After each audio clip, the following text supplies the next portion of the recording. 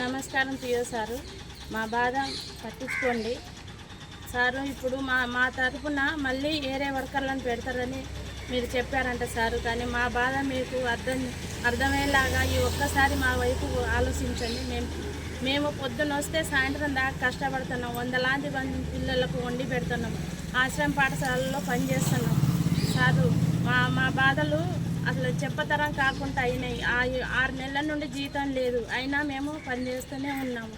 కానీ మా బాధ ఈసారి అసలు ఎవరికి చెప్పకుండా పట్టించుకునేటట్టు లేరు కాబట్టికే మేము బయటకు వచ్చినాము. మరి మా సమస్య పరిష్కారం అయ్యేదాకా మేము చేసుకునే మా కష్టానికే మేము అడుగుతున్నాం కదా సారు. మా పిల్లల్ని కూడా వదిలేసి ఇంటి కిరాయిలు కట్టుకోలేక, ఇటు కరెంటు బిల్లు కట్టుకోలేక, పిల్లల్ని కడుపు నిండా అన్నం పెట్టే పరిస్థితి లేదు సారు ఇంట్లో. అలాంటి పరిస్థితుల్లో మేము బతుకుతున్నాం.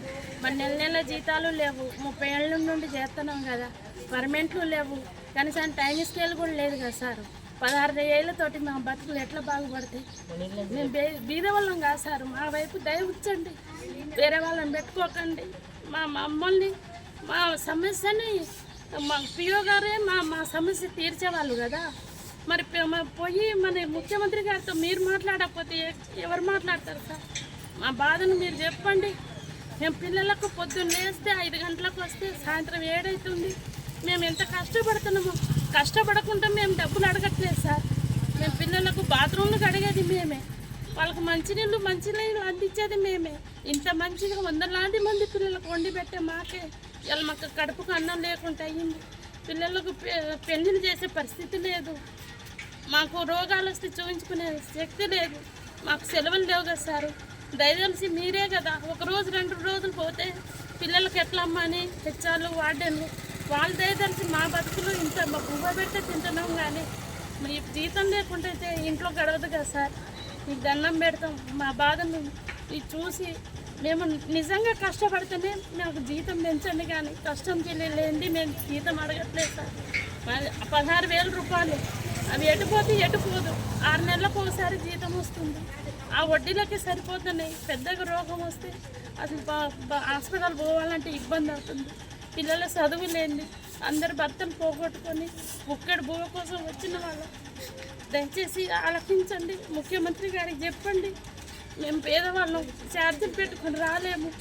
అలాంటి పరిస్థితుల్లో మేము ఇవాళ బయటకు వచ్చినామంటే మా బాధ మీరు అర్థం చేసుకోండి. అందరి బాధ ఒకటే సార్. మాకు రెగ్యులర్ చేయమని మేము మిమ్మల్ని కోరుతున్నాం.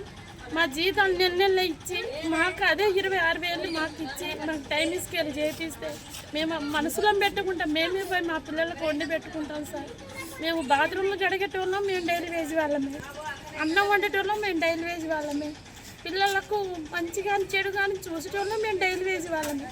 మా డైలీ వేజ్ వాళ్ళంటే తక్కువ చూపు చూసే వాళ్ళకు మీరే సమాధానం చెప్పండి సార్. మేమైతే ఏమి అనలేము, ఎవరిని కూడా నొప్పి పెట్టలేము. మేము వాటన్ని అడగండి, మేము చేస్తున్నామో చేయట్లేదు, హెచ్చాలని అడగండి, పిల్లల్ని అడగండి. మేము కష్టపడుతున్నాం, మా బాధను పట్టించుకోండి సార్. ఈ ఒక్కసారి మా జీతాలు మేమంటూ అసలు గవర్నమెంట్లో మేము గుర్తింపే లేకుండా పోయినాం కదా. మేము ఎవరినైనా ఏమైనా ఒక మాట అన్నాము. మా బాధను ఎవరితో చెప్పుకోలేక అది ప్రభుత్వాలకు, ప్రతి ఒక్క నాయకులకు, ఎమ్మెల్యేలకు, ఎంపీలకు తిరిగి అలసిపోయినాం సార్. దయచేసి మేము పనిచేసే కాడ వేరే వాళ్ళని పెట్టొద్దు. మేము బాధతో మిమ్మల్ని ఏడుకుంటున్నాం. మాకు టైం తీసుకెళ్ళి ఇప్పియండి.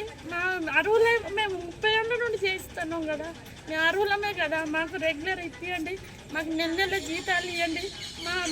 మా డ్యూటీ స్థానంలో, మా స్థానంలో వేరే వాళ్ళను తీసుకోవద్దని మీకు చేతులైతే నమస్కరిస్తున్నాం సార్. మా బాధ ఆలకిస్తారని మేము కోరుతున్నాం సార్.